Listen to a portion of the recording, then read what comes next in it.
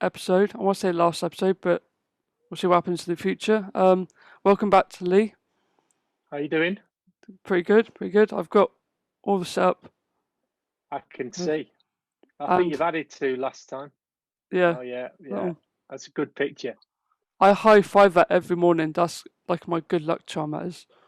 Of course, yeah. I've got my hand up and everything. Yeah, Yeah. I'll have to Um, get one on them and high five myself in the morning. sort of just do that. So obviously we've talked about your younger days. We've talked about the age 9. Now we're getting into the my era, what I remember of you in your career. Mm. So obviously we're going past through the 89. What was it like sort of going into the 90s? Because obviously George Graham left and then obviously Arsene Wenger came in 96. Mm. Was there sort of much of sort of like we sort of knew what we were doing with George Graham? Was it like Yeah. that when Arsene Wenger joined, or was it a bit of a change for you guys? No, it wasn't really a change for us at the back because I mean, when Arsene came, I was majority of the back four were a similar age, between 30 and 32. I was 32. Tony's a bit younger. Martin is a bit younger. Nigel's same age as me.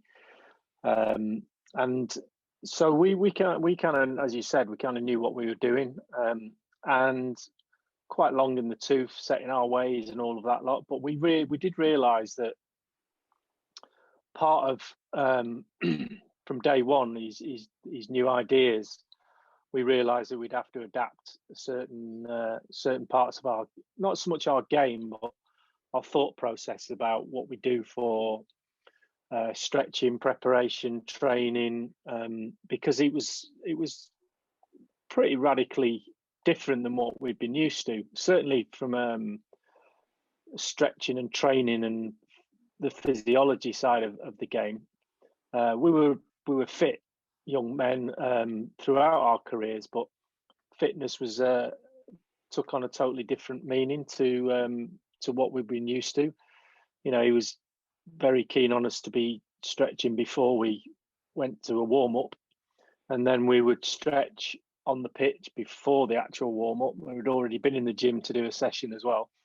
And then we'd stop during the session, 15, 20 minutes in, we'd stop and do another stretching session. So, and I wasn't big on stretching. I wasn't the most flexible, as in, never got injured though, which was probably one of the reasons my muscles were so set in their structure that I'd never really pulled anything. I very rarely had a hamstring strain, didn't miss many games at all.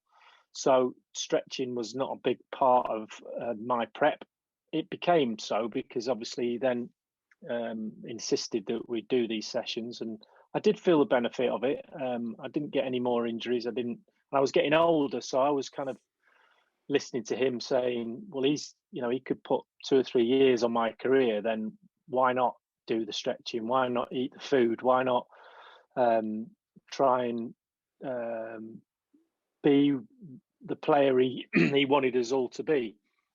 He didn't force it on you. He just suggested that this was the way forward. And a nutritionist came in, a chemist from France, bringing a load of vitamins with him, and explained to all the players what these vitamins would do for us. And we started taking tablets on day one, really, from Arsene starting, of every vitamin you've ever heard of, creatine, things to increase your strength and your endurance in your muscles. And I have to say, it was probably the fittest I'd ever been when I was under Arsene.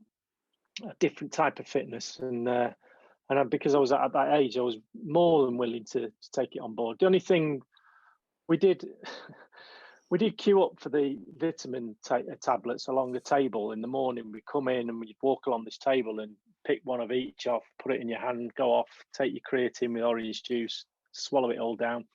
And we used to follow Dennis in there because he was our hero. And if, whatever Dennis did, everybody tried to copy Dennis anyway. So if he went along the table and missed one of the tablets for any reason, then everyone else would miss a table and a tablet. There'd be a big pile of this specific tablet that no one was taking because Dennis was first along the line and decided that he didn't want to take that. So he didn't take creatine, so we stopped taking creatine. And because he's like the Pied Piper. He was going along, and we'd all just follow him and wanting to be as good as he was. And obviously, it didn't happen. But yeah, so there was big changes in that respect. The training was different. I say less intense. It was more game orientated. Did a lot of 8v8 games, a lot of one-touch football. We used to play a little game where if you took a touch, the next ball had to go forward, and if you didn't pass it forward, it was a free kick. You could only pass it backwards if it was your first touch. So that was just to encourage you to have a pass in your mind before the ball came to you, because otherwise, if you took a touch, you couldn't pass it sideways or backwards. It had to go forward. So it started making you look around the pitch a little bit more. We used to play a lot of that, and very simple training like that, but quite repetitive, but fun. Players want to play football. They don't want to do drills. They want to play games, and we played a lot of small 8v8 games. Yeah, because I remember when he first sort of came in, I was like, is he going to be as good? Because obviously George Graham had his ways, so the fact that Arsene Wenger came in and had his way, was there sort of like a different structure with regards to the formation, or did he sort of keep it as how George did? Well, he was Arsene and George were 4-4-2, formations. We changed a little bit with George when we played in Europe. We've kind of played 4-3-3 in Europe. But in between that, we'd had Bruce Rioch, obviously. He was there for a year, and Bruce was playing with three at the back, wing backs. So for a whole season before Arsene came, me and Nigel were playing the wing back role, which was horrific from my point of view. It was just, a lot of running up and down from box to box and chasing, because a lot of teams used to play with a winger. So I would just mark the winger as a wing back, and it's pretty much man for man. And you end up doing a lot of running. Didn't see a lot of the ball. The role slightly changed. The wing back role slightly changed now, because teams are playing a little bit narrower up front, and then maybe one striker as opposed to two. And so we had a year of that. So when Arsene came and went straight back to a 4-4-2, I was very happy, because it meant I could go back to my safe place, which was right back, which I knew intimately. And I wasn't comfortable playing. I say I wasn't comfortable. I didn't enjoy playing wing back. I preferred the defensive side of things, and then go forward if it was right to do so. And I was pretty decent as a fullback, and I knew my role.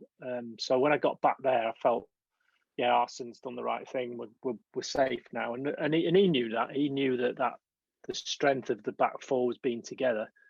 And I think he was thinking, just keep them for another year and then start phasing them out, because we were over 30. And I think we surprised him a little bit that we stayed as long as we did, because I played another 6 years under him. Me and Tony retired together, and we had 6 good years with him. And I think we surprised him a bit with not only our fitness levels, but also our ability to play the way he wanted to, which was pretty much a freedom role, as opposed to any restrictions. He just used to say, go and play. And that was his instruction to me. He said, just go and play. And I was like, what? Can I do what I want? And he goes, just go and play. He didn't tell you what to do. So he was like, oh, right. But because I knew what my role was, and it was to keep the ball out of the net, anything else, because he didn't stop me doing it. He didn't go, don't go over the halfway line when the ball's on the left, or don't. He just left it up to my own football intelligence, I guess, to work it out. And because I'd been around the block a few times, I kind of knew what to do and where to be, and it was a perfect role for me to have my structure under George, but have the freedom to go and play with the likes of Thierry and and Patrick and Dennis, and it's so easy. Anyone could have played right back in those years. You just stuck number 2 on your back, you'd have been in, Dazza. Well, I did used to play right back in school. I actually played right back in school. I was trying to pretend to be you. I wasn't as Right. good as fast as you, but I tried. But Well, that's all you can do. Try. yeah. So so obviously with because obviously you were quite quick with your pace, even at that age. Was there any sort of players that you feared, or they feared, or any players that feared you? Because obviously you had Dwight, Um, he was one of mm, them. yeah, I mean, I didn't fear him. I didn't fear anybody. I think you're um, you get nervous when you know you're going to play against a great player like Giggsy. But I always saw it as a, as a challenge as opposed to something I should be afraid of. I think if you play with fear, then you certainly don't get the best out of yourself. It's okay to be a little bit nervous about a game, and that keeps you on your toes. But when you get fear based emotions, then you start being cautious. You start not being yourself. Um, there's time and a place for fear, and you do get moments when you're in up on the pitch where you fear, you're fearful of a position or a situation that's happening. I think that's a good sign for a defender is to notice those feelings and then act on them. But it's a different feeling than being afraid of one particular player. But Giggsy certainly was up there with the best. Probably the best one I played against because he was so consistent. He never really had a bad game. He didn't. You couldn't. He always says that I'm his hardest opponent, and I always say he was mine hardest. So there's something about that. I think we both brought out the best in each other, and he beat me a few times. I beat him. He obviously beat me famously in the semi final for that goal a couple of times. But I don't know whether players were fearful of me playing against me because I never asked them. I just used to kick them and see what they said. But there's certainly there was a there was some players that you knew you'd kind of have to be on your game. You go, who we playing this weekend? No, we're playing Liverpool. Barnsley, go, he's going to be a real difficult handful. You play against Peter Beagrie, used to play for Everton. And Peter Beagrie, I quite enjoyed playing against Peter because he was a good player, but he had a trick.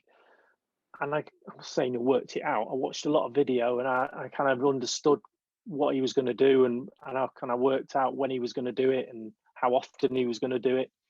And, I would say I played better against him than I played poorly against him. So as long as you're getting that balance of better than him most of the time, then you'll do all right. Yeah, because I watched back a lot of the old, especially the '90s games, because that's sort of my era. I Yeah. just remember, obviously, there was a few confrontations. Obviously, when he played against Graham Lassall, obviously that Hmm. famous foul that he tackled you. And I remember watching Yeah. obviously the Spurs game as well when you were doing a huge run, then all of a sudden you got completely snapped. I was like, well, I hated Spurs ever since then. How did you deal with those sort of confrontations? Because obviously they were quite bad tackles. They looked painful as well.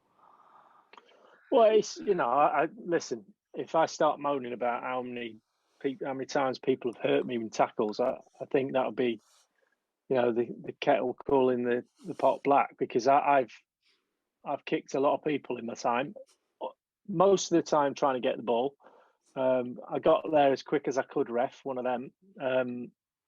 But it's a physical game, and so you're going to get people clashing into each other. You're going to miss time tackles, both against a winger and also a winger against more so. I was a better tackler than most of the wingers I played against because it wasn't their game. So when they come to tackle you, you can guarantee that they'll mistime it and get it wrong and give you a clump on the ankle. So it goes with the territory that you're going to get kicked a few times. But that is part of the game, and if it's the intimidation of aggression that you can legally use during the 90 minutes. So that's all part of it.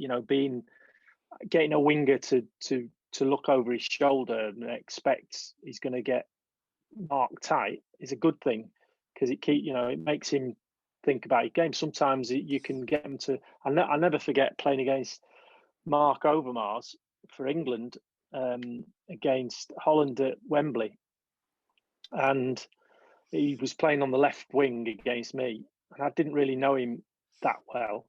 I knew his game a little bit, and he did a brilliant move on me in the first couple of minutes. He went to go long to the fullback of the ball. He went to go over the top, so he started running that way, and I started running with him, and then he went really short, and I sort of went, oh, it's gone short, so I have to get tight. So I went really tight at him, and then he went long again, and so it was a move that it was like a three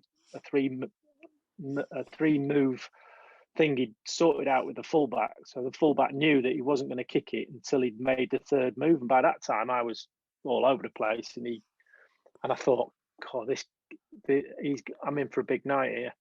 So the next time he got the ball, I absolutely smashed him legally. Got the ball, caught his ankle, and he was like, "Oh!" And I said, "Yeah, there's plenty more of that coming because I'm chasing you all night long." And I remember he got up and he went and he kind of looked over to the other side and he wanted to swap wings. So I made him go over onto the other side of the pitch. So the way I was playing affected the player I was playing against. And what Mark didn't realise was that night, for some unknown reason, I think Stuart Pearce was injured. Martin Keown was playing left back. So he left me to go over to Martin, and he didn't realise where he was going. He was running over there. And I was like, Martin, Mark Overmars is coming over. He didn't stay over there long, I can tell you. He was back with me within about 5 minutes. But that is part of the game. It's a physical confrontation, one-on-one, and then you've got to help your other mates out, trying to help them do their job. Can you imagine if we had VAR back then? You would have been finished if you had VAR on you. I'd have retired at 28. But I think if had VAR been back then, I think the games wouldn't have been the same. I don't think. Would you reckon? Or no, absolutely. And the game is changing as we speak, as we watch games now. The introduction of VAR over the last couple of years has certainly started to change the game, and because of that, you whether you like it or not, what's coming is a new way of playing. And if you go back to way before my time and see the Norman Hunters and the Billy Bremners and all those playing in the 70s and see what went on then. I mean, it's completely different game. It's been so sanitized compared to what it was like then. So time changes everything, and we can all sit and moan about VAR now and say it's this, it's that, it's here. I can't see it going away, and so we have to all adapt to a new way of watching a game, a new way of playing a game. I don't like it, but little old me ain't going to change that. And to be honest with you, we've got to just get on with it until the powers that be decide otherwise. People will be diving all over the place, and goals will be chalked off left, right, and centre. Not that you dived at all, then, no. Never dived. No. I actually never dived once. I can say that with a hand on heart. I never dived. But made people dive. I never dived. Mm-hmm. Okay, we definitely need to VAR that one. Get me a YouTube clip of me diving, and I'll. I reckon anyone who watches this is now going to start search on YouTube and say, Yeah, well, it didn't happen, so I'm confident. But you were good at scoring your own goals, though. I was good at that. Yeah, I was a past master at that. We got to talk about because I want to know how you got that amazing shot against Coventry. Don't know which. Oh, Coventry. Could have been any number of goals. No, that was definitely my best one. It was Dave Seaman's fault, and and I keep saying, Dave's my best mate, and I keep telling him to this day, if he'd have jumped, he would have caught it, but he couldn't get off the ground. I think his ponytail was weighing him down. I'm not even sure he had his ponytail then. I can't remember. I don't think he did. No. His moustache then was weighing him down. His moustache. Yeah, it wasn't one of my finer moments. Although, you know, if you Google my name, that's the first thing that comes up, which is kind of I quite like it actually. It keeps me relevant because every year when they have the best own goal, you know, on Match of the Day or whatever, or any of the football programs, then mine always crops up on the internet, and this is the anniversary of this goal. and I just tell everybody that I get, you know, keep watching it because I get £1 for every time someone watches it. I get royalties on the goal from YouTube, and people go like, "Do you?" And I go, "Yeah." I don't, obviously. I mean, if I did, I'll be sitting on a yacht somewhere in the Mediterranean. Because I must have watched it about 250 times.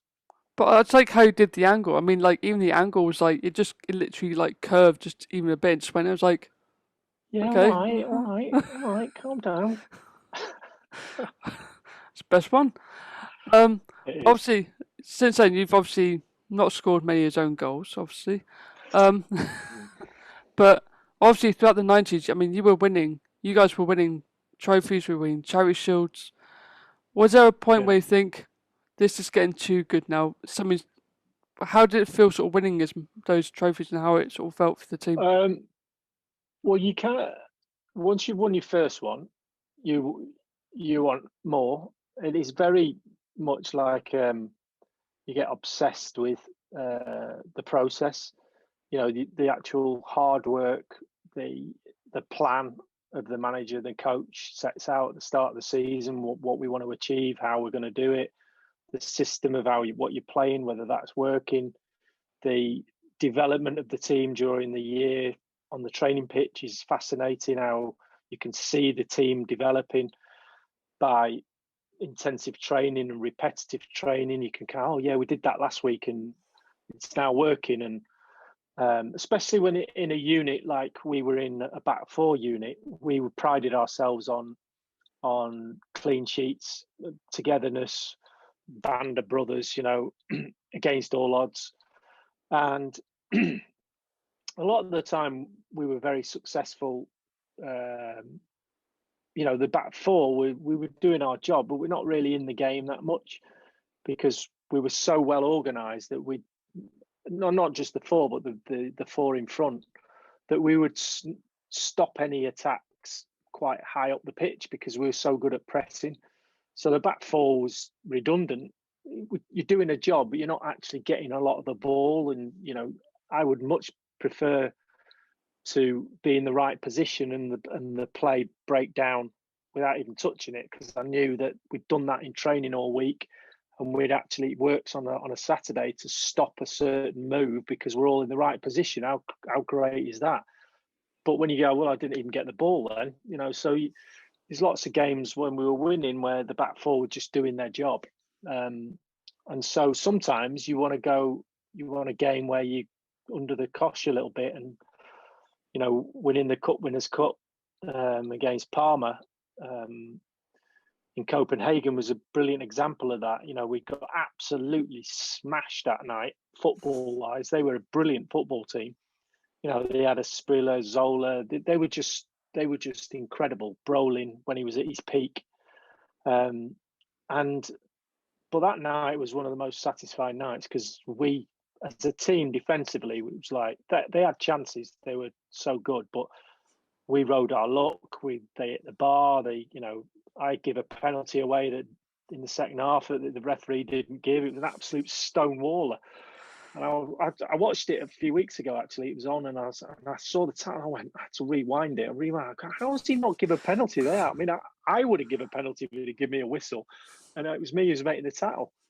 But it was at the end of the night. It was so satisfying because we were ultimately tested, you know, to the hilt, and we came through it. You know, 1-0 to the Arsenal, and so nights like that are really rewarding. You know, so and you get into the habit of winning.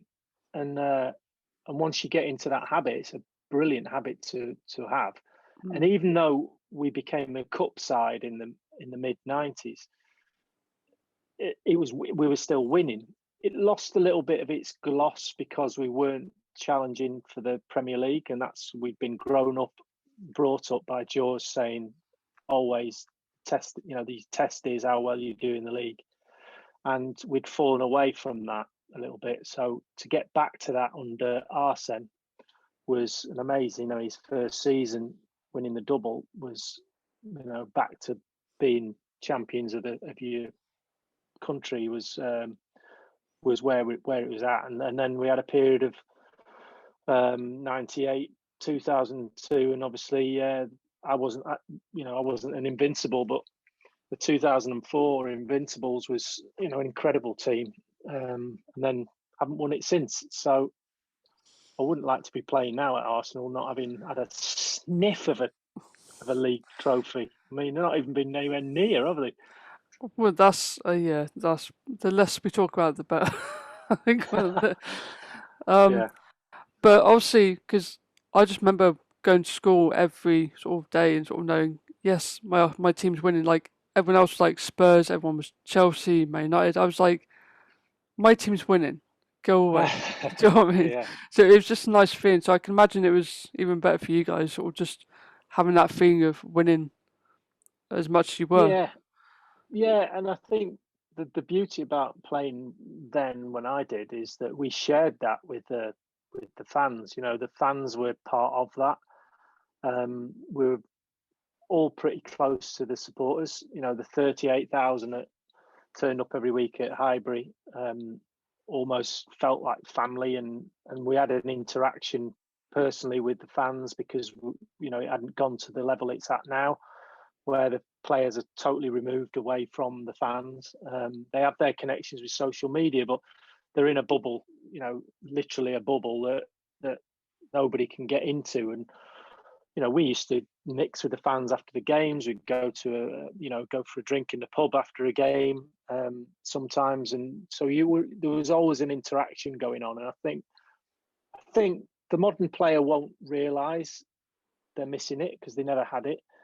But if you crossed over generations, which I kind of did, I played in the 80s, 90s, and 2000s, so I felt the removal of that intimacy with supporters towards the end of my career in the early 2000s. I could feel it being pulled away from the fans a bit more, and that was, I didn't like that feeling. I quite liked, we all like our privacy, we all like to be able to step away from it, and we could do that, but we could also step into it, and the players these days can't really. It's so sterile as far as the ring of steel around players, that the only interaction really they get, and I'm saying the only, I'm sure it's not the only, but pretty much from what I see, the only interaction really is through social media, and we know how great that is, but we also know how divisive that is as well, and can be,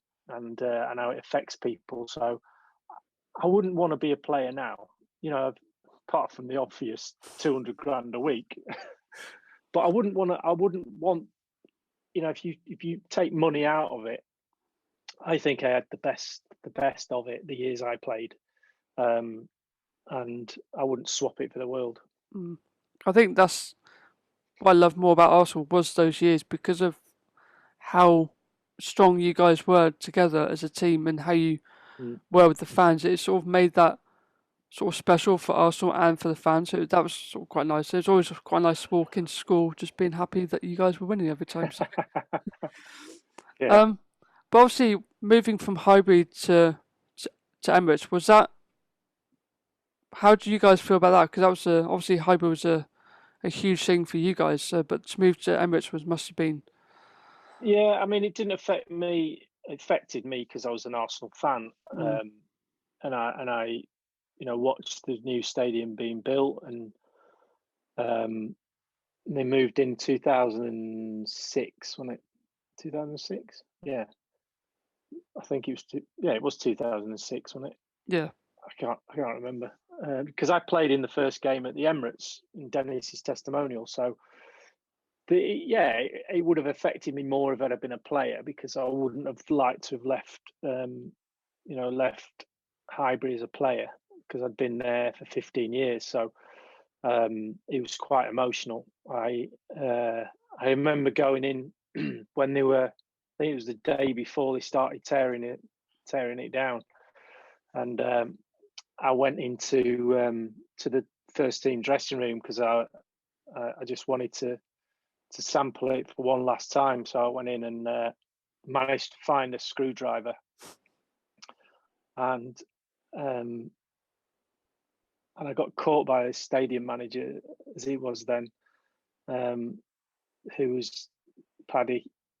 Used to look after all the dressing room area and everything, and I was unscrewing my peg and number 2, where I used to get changed 15 years. I thought, they're not going to tear that down or anything. Obviously, things were getting removed. They sold a lot of stuff off by auction, but I thought, no, they're not having this. I'm gonna borrow my peg. So I didn't steal it. I borrowed it.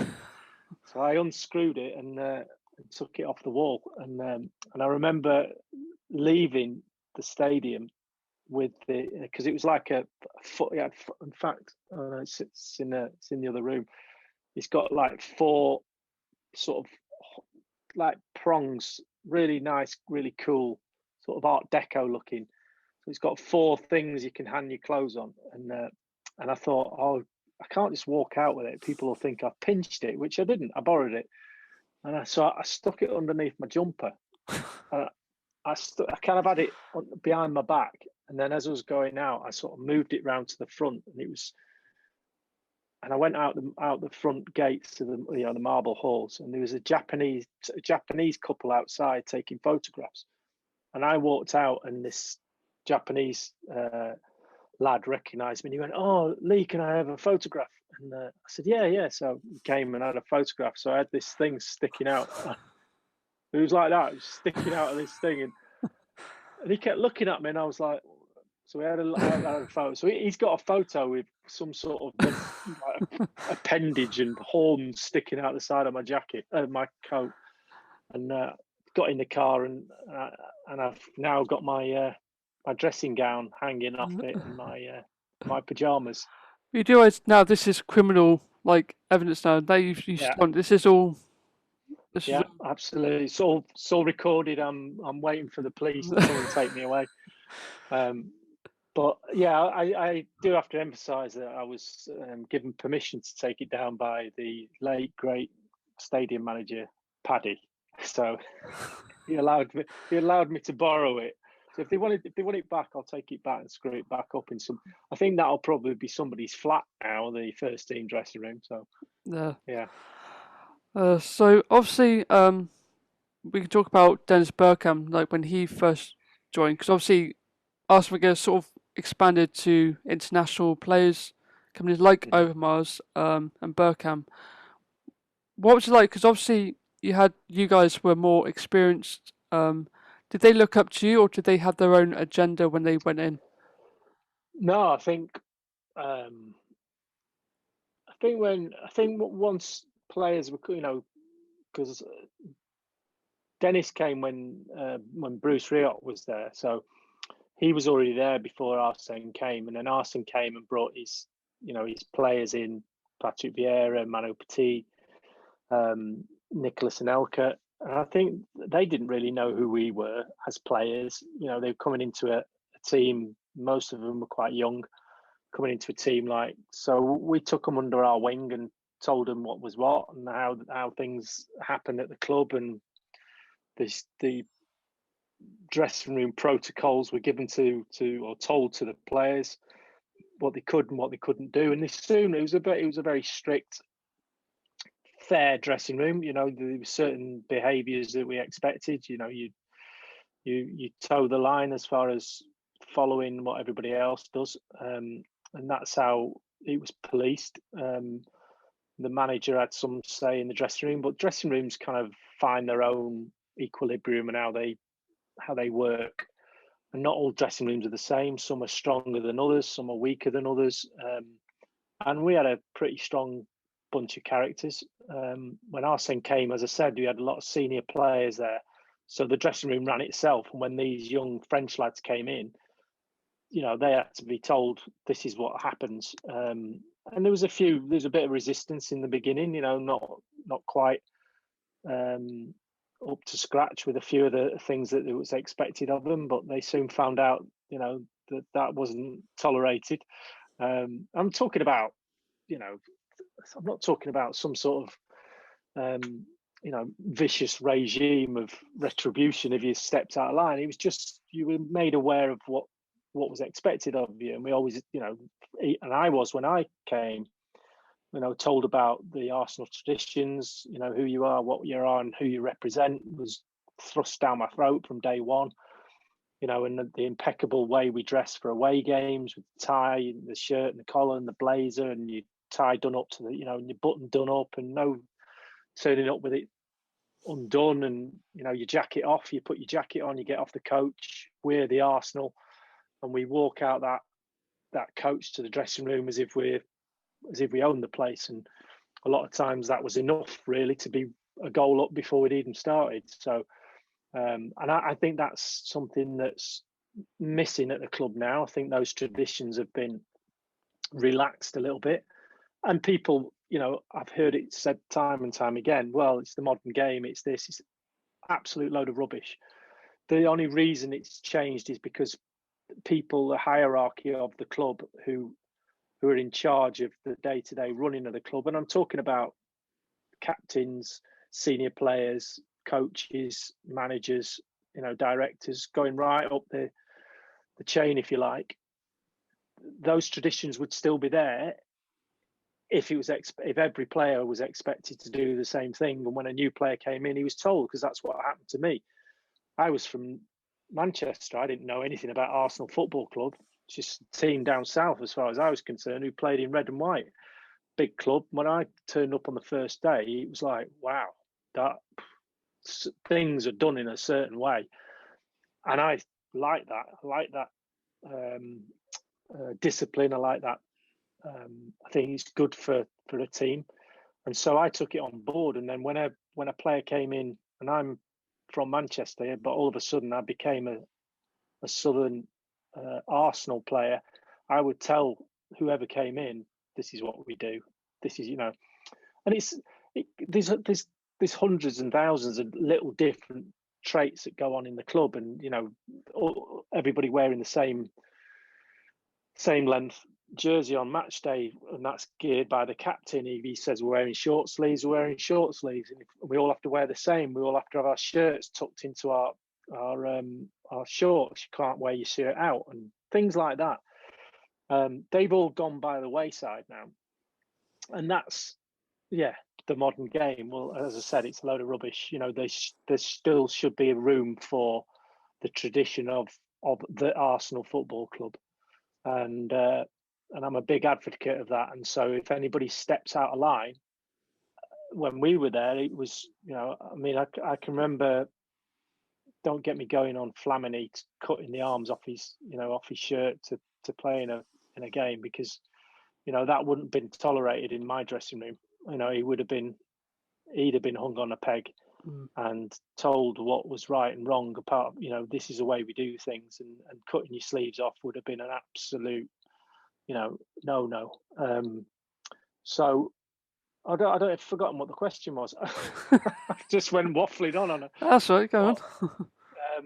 So I'm a big believer of the tradition of the club being the most important thing, and so leaving Highbury was a big wrench for everybody. But certainly, if I'd have been a player, I wouldn't have liked it. It's nice to get in a big, nice, shiny stadium, but I don't think it's not the same as Highbury, and I do miss the place. I mean, I know there's people who'll be watching this will probably feel the same, because obviously there's older fans that remember Highbury, and sort of going on to Emirates was probably a huge thing for everyone. But I want to sort of talk about one particular player that I think everyone can relate to, and that's David Rocastle, known as Rocky. obviously I sort of watched his history, like his videos and stuff, but I didn't get the experience of watching him in Yeah, person. Obviously, he passed away in 2001. There was a huge special match for him alongside with Ryan standing next to you guys. What was that feeling like? Because obviously that must have been a really tough one for you guys to go through. yeah, it was tough. I mean, he was a big part of everybody who met him's life, not just players, but anybody, supporters, anybody who met him outside of the game. He was a gem of a human being, a really lovely guy, and a brilliant footballer. So anything that happens to the Arsenal family when you're in it, it really affects you, and certainly affected everybody who knew him. And there was some very close friends of his in the game. I played behind him when I first got to Arsenal. He was one of the first people I met on the first day of training at Highbury on a Tuesday. He came up to me and shook my hand and said, welcome to the right side of the pitch, because he was playing, on that right hand side in front of Michael Thomas, who they were great mates, and I was taking Michael's place, but Michael obviously was going into midfield. So, um, I struck up a friendship with him from day one. He took me, even though I was older than him, he took me under his wing and showed me the ropes about what was expected. Again, what I just talked about. And he was a big advocate of the rules and regulations of the club and the traditions. And he'd say that, remember who you are. That saying, he would say it all the time. Who you are, what you are, who you represent. It's like all the time. It's like, wow, it was ingrained in his upbringing. And I think that passion he had, you could see that. I saw it on a weekly basis. Brilliant footballer, massively underrated at international level. 14 caps, I think he got, or whatever it was, but not enough. He should have got 40 at least, because he could do everything. He was quick. The only trouble he had, in the end, probably what was his downfall as far as playing concerned, was his knee. His right knee, I think it was. He had a bad right knee, and it really bothered him. So, but physically, huge strength on the pitch, huge ability one-on-one, take anyone on, great crosser of the ball, work his absolute tail off for me, do all my running for me. When I went on an overlap, he'd be the first back covering, and then get off the pitch, and you couldn't find fault with him. He was one of those annoying people that was just perfect. We've all got someone in our lives that you go, God, just want to be in for a day. He sounds like it'd be great to be David Rocastle. He had a lovely wife, lovely family. Janet was very supportive of his career. His kids were, are absolutely marvellous. A real credit to him as a father. So I can't speak highly enough of him. And obviously his passing, 20 years of passing, was, how quick did that go? It seems like 5 minutes ago. So Yeah. a brilliant man. Well, my hearts and thoughts go to his family. Obviously, if they watch this, so my hearts and thoughts do go out to him. We got to talk about your testimonial match. Now, this is the one I remember. I remember Right. rushing home from Glad you school. do. I remember rushing home from school. I was like, quickly do my homework, chucked my tea down, boom, watch it. I literally met. How much of that match do you remember of the testimonial, and what you loved about it? Well, I love the fact. See, I just love the fact that one person turned up, because it's a bit of a nightmare having a testimonial. I'm saying nightmare. I mean, it's a great honour, to be at a club for 10 years and be awarded a testimonial. And obviously, they don't do them anymore, and it's the game's changed, and probably quite rightly so. But it was right on the kind of edge of them being phased out. But I was given one by the club, and I was very honoured. And obviously, the game was given to me by David Dean and the club, because Nicholas Anelka had moved to Real Madrid, and part of the deal was that they would give us a game, play a friendly game. So I was awarded that by David Dean, and they're very much thankful to have Real Madrid as your testimonial. The only downside of it was trying to get a date, and the date was in November, and it was the only time we could get it was to fit in with Real Madrid and fit in with our schedule. We used to have it on a Monday night, and the game against Tottenham was on the Saturday, and it got moved to the Sunday for TV. So we were going to play Tottenham away on the Sunday and my testimonial Monday night, which, you know, if we'd have beat Tottenham, might have been okay, but we got beat at White Hart Lane 1-0, I think it was. So the night after, you know, the Arsenal fans were a little bit down in the mouth because we got beat by Tottenham. So, you know, I was a bit worried nobody would turn up. So thankfully, some people did, and thank every single one of them for doing so. And it was, you know, it was going to be on TV as well. And the fact that the great Real Madrid were going to fly over from Spain the day after they'd played a game was incredible. And they did. And the only person who they brought a full squad.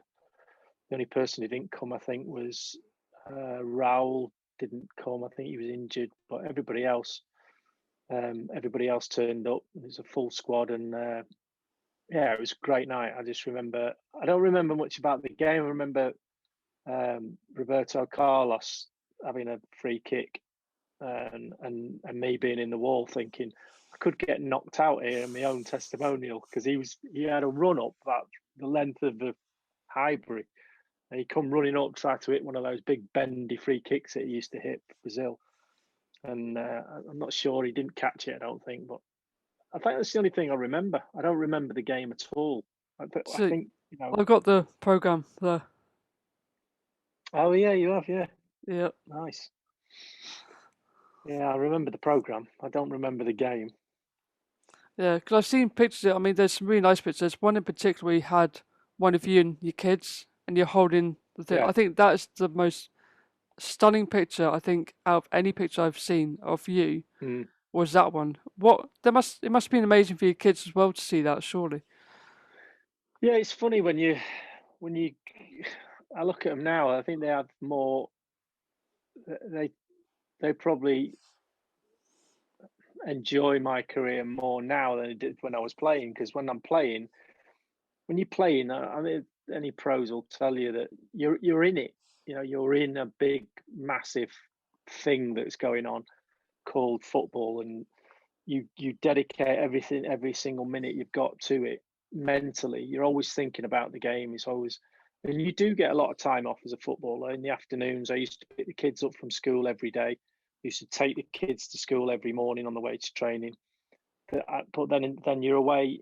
You know, you're away at the weekends, but only one day of the weekend. You don't play on the Saturday and Sunday, so you miss. You know, you miss a game. You miss a weekend when they're off school.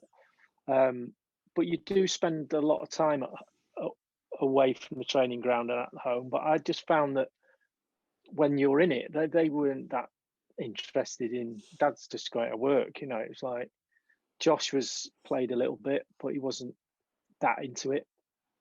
Olivia was probably more into it than Josh was, but so they didn't really play football that much. But I think they probably took more interest. My daughter now is fanatical. She's got a Tierney shirt on. She sits in front of the television with her boyfriend and watches every single game. You know, she's football crazy. My son works in football, so he's involved in the game. But they probably take more interest now. In fact, I can't remember when it was, but I think there was some clips on the TV, and Josh had watched them or seen it, and he actually looked at me and he goes, "You weren't bad, were you?" You know, he's like, it was almost like, "Is that you? Is that you playing there?" So we have a laugh and a joke about that. But yeah, so they were involved, but they weren't kicking, eating, breathing every single kick I made.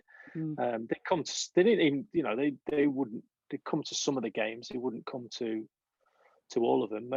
In fact, it got to the point we were so successful at Arsenal during a period of time that I'd say, "Do you want to go at the game at the weekend?" And Josh said to me, it might have even been Olivia, said to me, "Is it a cup final?" And I was like, "No, it's not." I won't bother then. They only used to go to cup finals, so they were spoilt in those days. So how come? So Olivia's wearing a Tierney, not a Dixon shirt now. Is it changed now? Is it? Yeah, because I don't know if you noticed, but Tierney's still playing, and old Dixon's retired, so she can't cheer Dixon on anymore. Although I'm thinking of starting up again, playing a bit of kickabout football because I've got a new knee, so I might be able to have a little jog about with her because she kicks about on the common with her boyfriend. She's like football. She's evil as well. She's like proper kick your shins evil. She's got definitely going to be going to be. She's probably past her best anyway, but she's definitely a defender. So I'm going to sort of have some fiery questions at you now. So you've got to sort of quick think on your feet. Okay. Favorite shirt? Favorite what? Shirt that you wore? My first one, JVC home shirt. Is that 1988? Yeah. Particular haircut that you liked or less liked? Cup Winners' Cup final when I had it like you. Which you should shaved have. it off. You should shave it all again, I reckon. Yeah, do you reckon? It won't be long before it's all fallen out, let alone shaved off. Apart from 89, you can't say 89, your favourite match? Well, this is a funny one. Well, yeah, I'll have to go Cup Winners' Cup final against Parma. Do I think But I'll have to. There's a caveat to that. My actual most memorable game that I played in, apart from '89, was the semi-final against United when we lost the Giggsy goal. Because yes, we lost, but I think from an emotional point of view, playing in a game that I had absolutely everything from a winning, losing, drawing, and that game had everything. From if you wanted to put it all into one 2-hour session and go, right, you're going to fit everything in to one game, that was it. It had, and we lost, so it's not, you sometimes don't always have to climb the mountain and stick the flag in and go, I'm a hero. You can be involved in something that is quite honestly breathtakingly emotional. And that game, I went through every single up and down you could possibly think of from a sports point of view. It would just, and the challenge that was in front of us, and the hurdles we jumped over, and ultimately the goal that won it, and the feeling when that goal went in, I've never felt like that before on a football pitch. So and it was a bad feeling, but it was something I wouldn't swap that I experienced, because in order to sample the highs, you have to have the lows. And when Giggsy went through and hit that ball in the roof of the net, I've never had a feeling that disappointing before. And so, and I'm thankful for that, because it's something like, and it's like life, you've got to have the ups and downs in order to experience the whole spectrum of life. And so that game, probably more emotional than the Cup Winners' Cup final, but not more emotional than Anfield, because that you don't get any. That was top. Yeah. Okay. We go to talk about kits. Long shorts or short shorts? I mean, we're going back to the 89. Shorts all day long. Shorts, and then roll them up at the sides to make your thighs look bigger. That's what we used to do. In those days, we used to have, and I guess they do to this day, but we used to have a mix of like, I guess it was some sort of massage oil and deep heat and they used to mix it up in these bottles, and we used to rub it on our muscles. You have a massage in it, but I used to rub it on my legs, and in order to try and get some sort of warmth in them during the winter, and uh, and you and Dave Rocastle had the biggest thighs ever. His legs were hugely muscly, and he always used to roll his shorts up at the side. Like, and I used to say, Why are you doing short anyway? Why are you doing that?" And he goes, "I don't know, just like my legs look are too big for the shorts." And I had little skinny legs, and I was like, I used to do the same, and my little skinny legs used to hang down, and then Dave Rocastle's legs were about this big. It's like, I just wanted to be Dave Rocastle for a Yeah. day. Because I just remember seeing those shorts thinking, that can't be comfortable. I mean, I wear shorts, but I couldn't wear them that short. They just look No, really it was a uncomfortable. bit chilly. It was a bit chilly in the winter, I can tell you. That I can imagine. But I want to say thank you, really, because you sort of watching you when I was a kid. I mean, you got me into Arsenal in the first place. Obviously my old social worker did, but Yeah. the first game I saw was when you did that header against Newcastle. Any Newcastle game now is special to me just because of that header. Yeah, me Um, too. but I want to say personally thank you for making my childhood and my teenage years amazing, because for me, obviously with my history, sort of not go into it, but you helped me in so many ways just by being an awesome player. And I sort of, when you say about obviously David Rocastle being the hero, and obviously Yeah. you had your Man City hero Mhm. growing up. So, but you've always been mine, and I can't thank you enough for that. Well, So you're more than welcome. Listen, playing football was what I did, and I wasn't doing it for any other person than myself, because it's my life I'm living. But I saw the impact that it's had, and the impact that football has now on youngsters, and being part of that, having a small part in history of being able to share that with the supporters and the likes of yourself, makes me, now I've retired, it makes me feel it's all worthwhile, because you can sit here and look at your medals, and that doesn't mean anything. It's just a piece of metal, and you go, "Oh, I won that because we did this and that." The real thing is that connection between human beings. Is the crowd was always the fans, and the crowd was always the thing for me. When I won a medal, the first thing I wanted to do was go and show the people in the crowd and try and share that with them. And that's why I was always the first and the last to say thank you to the fans after a game at Highbury.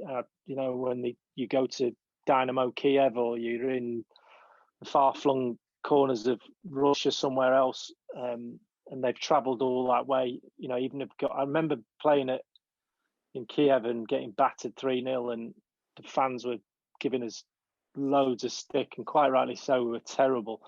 And the final whistle went, and I just went, I've got to take one for the team here. And I walked all the way over. It was sloshing it down with rain. There was about, I don't know, 700 of the fans in the corner, and I walked all the way over, and I didn't want to, because I was embarrassed the way we played. They were booing me 5 minutes earlier, and I was like, you know what? They've travelled all that way. I've gone. So I was trying to get the lads, some of the lads to come over. And I was like, I'm just going to make it. So I went over there and I stood in front of them, and I sort of went like that. And they were all sort of getting ready to have a go at me, and they kind of went, well, fair play. So I always had a relationship with the fans, and the fact that it's inspired somebody to watch and grow up loving the club that I loved is, that just you saying that has made it all worthwhile. So thank you.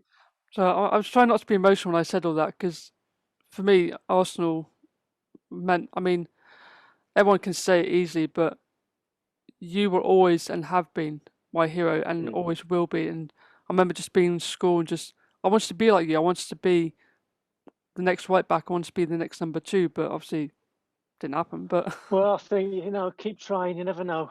yeah, Bellerin's not playing great, so. Listen, if I'm in my 30s, so if you can play into your 30s, I think I can. There you go. So, Late 30s, I was. I'm not going to say how old I am. Right. Well, thank you again, and hopefully, some point in the future we'll have you back on and That'd be great. do some new stuff this time. Okay. Not going to talk about you anymore. We're going to be talking about the games. So, Okay, mate. but thank thanks you. for having me on, and good luck with your channel. I hope it goes well. Yes. See you again. See you, mate.